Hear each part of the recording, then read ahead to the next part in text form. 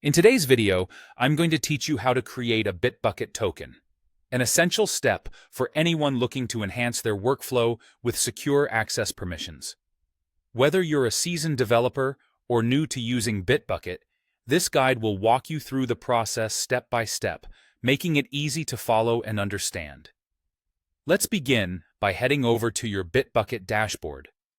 Once you're there, you'll want to select the repository for which you need to create an access token. This repository serves as the specific project area within Bitbucket that you'll be working with, and choosing the correct one from the start is crucial for ensuring that your access token is appropriately configured. Next, take a look at the left-hand sidebar of your repository page. We're going to navigate through a few options here. Click on Repository Settings. This is essentially your main hub for adjusting the various aspects of your repository's configuration. Once you're in the settings, move down to the Security section. Here you'll find the Access Tokens option. Go ahead and select it. This is where we'll be dedicating most of our attention in this tutorial. Once you're in the Access Token section, you'll see an option to create an access token.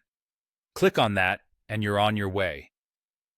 Now, it's time to provide some additional information that customizes your token to suit your needs.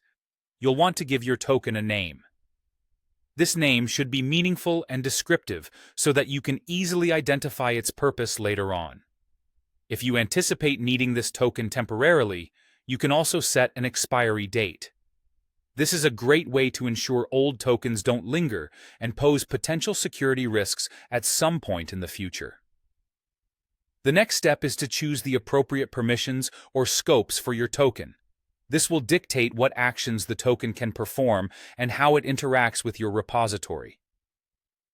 Carefully consider what level of access you need. Limiting permissions to the minimum necessary scope is always a wise practice in maintaining security. Once everything is set up, go ahead and click on Create. Now here's a critical step. Bitbucket will generate your token and display it for you. However, it's important to note that this token is shown only once. So make sure you copy it immediately and store it securely, perhaps in a password manager or another secure location. If you lose it, you'll have to go through the process of generating a new one. And there you have it. You've successfully created a Bitbucket access token.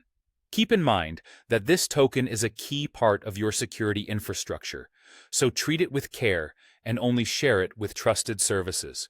Thank you for watching, and happy coding.